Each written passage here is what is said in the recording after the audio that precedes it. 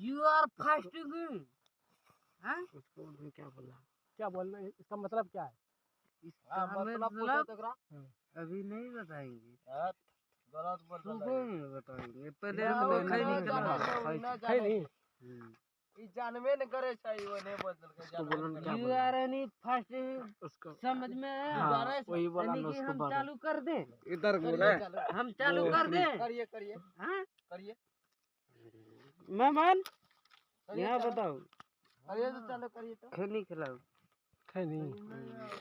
ये कुर्सी खेलते खेल कहीं खिलवा के जिनका को ज्यादा नशा लग गया उसको वो छुपा दो। ले जिनका को ज्यादा नशा लग गया, ठीक है?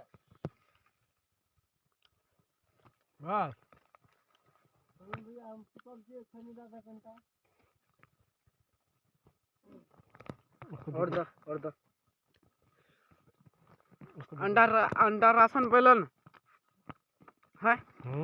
अंडा न खेबे, नहीं खेबे। न खेबे, की खैते? हम न खेबे, की खैते? न खेते, ना चावल खेते ना अंडा खेते। मेरा पैसा का काटिए किसका भोसड़ी तू ना बोली। हाँ